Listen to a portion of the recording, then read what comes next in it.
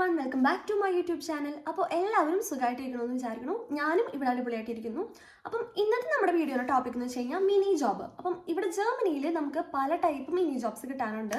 ഇപ്പം KFC, McDonald's അല്ലെങ്കിൽ ഒരു ഓൾഡ് ഏജ് ഹോമിൽ നമുക്ക് വർക്ക് ചെയ്യാം. അങ്ങനെ പല ഓപ്ഷൻസ് ഉണ്ട്.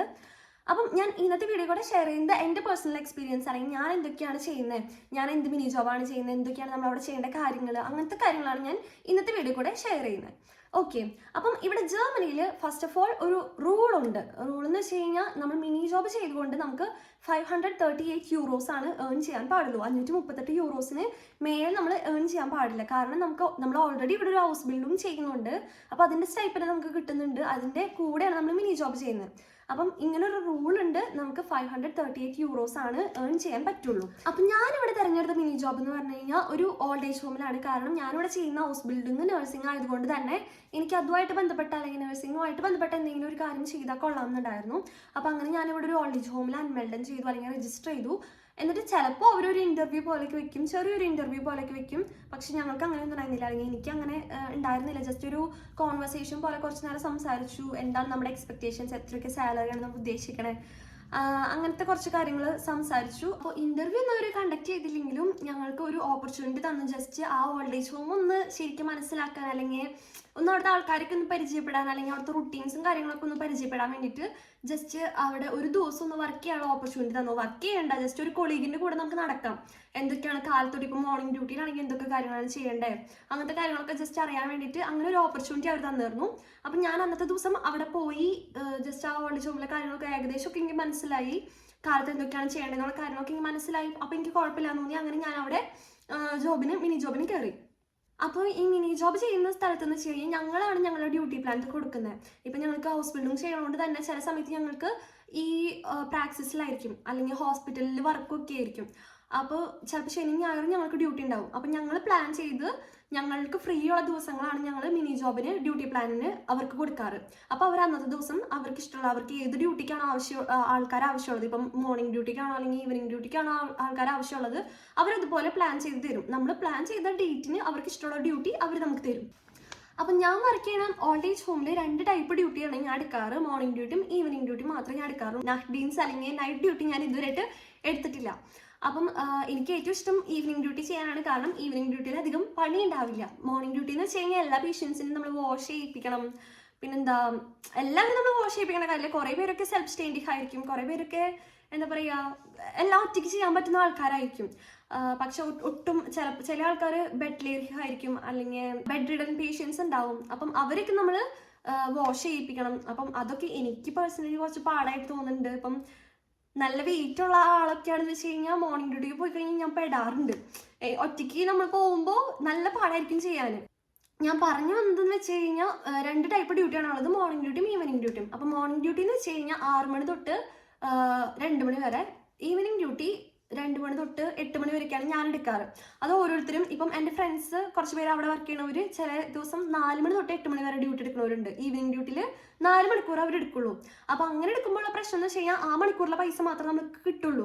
ബാക്കി 4 മണിക്കൂർ നമ്മൾ വേറൊരു ദിവസം പോയി ചെയ്യേണ്ടി വരും.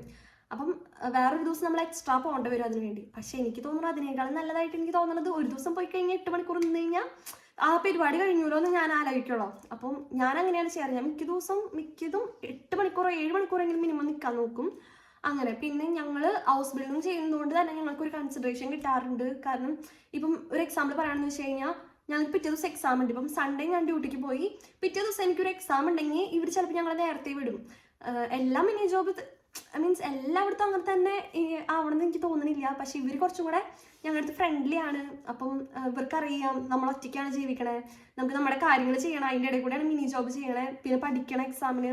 അതൊക്കെ നോക്കിയിട്ട് ഇവർ ചിലപ്പോൾ ഞങ്ങൾ നേരത്തെ വിടാറുണ്ട്. ഇപ്പം 8 മണി വരെ എനിക്ക് ഡ്യൂട്ടി ഉണ്ടെന്ന് വെച്ച് കഴിഞ്ഞാൽ ചില ദിവസം എന്നെ 7 മണിക്ക് വിടും വീട്ടിലേക്ക്.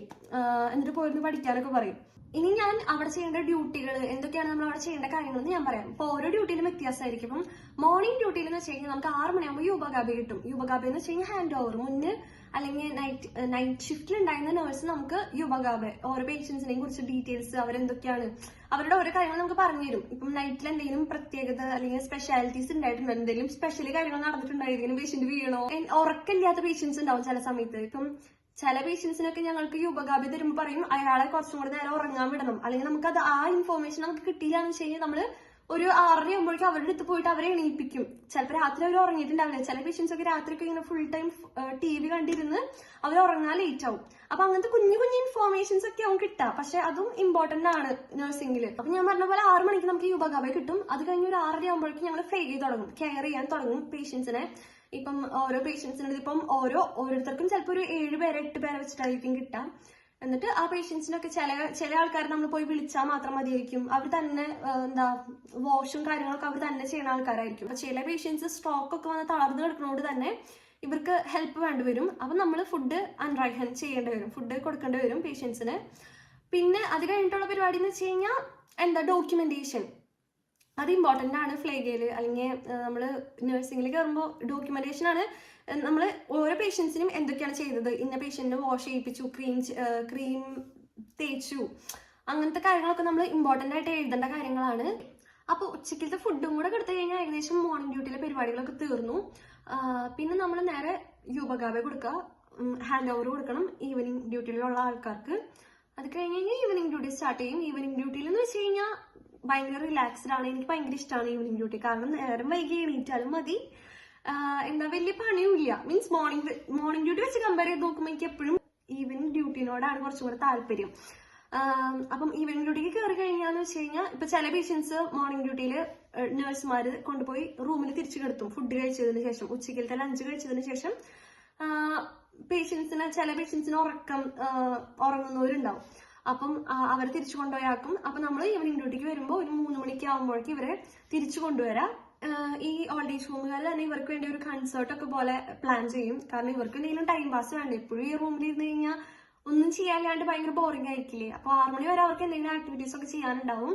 അത് കഴിഞ്ഞ് ഒരു 6 മണി ആകുമ്പോൾ ആബൻബ്രോട്ട് ഡിന്നറിന്റെ ടൈമാണ്. അപ്പൊ ഡിന്നർ ഇവർക്ക് പ്രൊവൈഡ് ചെയ്യുക. ഡിന്നർ കഴിച്ചതിന് ശേഷം ഓരോ പേഷ്യൻസിനെ ഒരു 7 മണി ആകുമ്പോഴേക്കും നമ്മൾ ഓരോ പേഷ്യൻസിനെ ബെഡിലോട്ട് ആക്കും. അപ്പം ബെഡിലോട്ട് ആക്കണേക്കാളും മുന്നേ ജസ്റ്റ് ഒന്ന് അവരെ വാഷ് ചെയ്യിപ്പിക്കുക, ഡ്രസ്സ് ഇടിയിപ്പിക്കാന്ന് വെച്ച് കഴിഞ്ഞാൽ കാലത്ത് മൊത്തം ഇട്ട് നടന്ന ആ ഡ്രസ്സ് ഒന്ന് മാറ്റി നൈറ്റിലോട്ട് കുറച്ചും കൂടെ കംഫർട്ടബിൾ ആയിട്ടുള്ള ഡ്രസ്സ് ഇടിയിപ്പിക്കുക.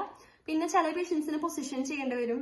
കാരണം അവർക്ക് ഡെക്യുബിറ്റീസ് അങ്ങനത്തെ കുറച്ച് പ്രശ്നങ്ങളൊക്കെ ഉള്ളതുകൊണ്ട് ചില പേഷ്യൻസിന് അത് കറക്റ്റ് യൂബഗാബിയിൽ നമുക്ക് കിട്ടും. ഹാൻഡ് ഓവറിൽ കാലത്തെ ആൾക്കാർ പറയും ആർക്കൊക്കെയാണ് ലാഗറും അല്ലെങ്കിൽ പൊസിഷനിങ് ആവശ്യമുള്ളത്, ഏതൊക്കെ പേഷ്യൻസിനാണെന്ന് കറക്റ്റ് ആ യൂബഗാബി കൂടെ പറഞ്ഞു തരും. ഓക്കെ, അപ്പം അങ്ങനെയൊക്കെയാണ് സ്പേഡ് ഡീൻസ്റ്റ്. ഇത്ര കാര്യങ്ങളാണ് മെയിൻലി ചെയ്യേണ്ടതുള്ളൂ. പിന്നെ ഡോക്യുമെന്റേഷൻ സ്പേഡ് ഡീൻസിലും ഇമ്പോർട്ടന്റ് ആണ് കേട്ടോ. എല്ലാ ഡ്യൂട്ടിയിലും ഏത് ഡ്യൂട്ടി എടുക്കുകയാണെങ്കിലും ഡോക്യുമെന്റേഷൻ എന്ന് പറയുന്നത് ലാസ്റ്റ് സ്റ്റെപ്പാണ്. അത് നമ്മൾ ഒരിക്കലും വിട്ടുപോകാണ്ട് ചെയ്യേണ്ട ഒരു കാര്യമാണ്. അപ്പം ഈ വീഡിയോ ഹെൽപ്ഫുൾ ആയിരുന്നെങ്കിൽ എല്ലാവരും കമന്റ് ചെയ്യുക. ഇനി ഇങ്ങനത്തെ വീഡിയോസ് വേണമെന്ന് വെച്ച് കഴിഞ്ഞാൽ ജസ്റ്റ് എന്നോട് കമന്റിലൂടെ അറിയിക്കുക. അപ്പൊ എല്ലാവർക്കും thank you for watching my video. By.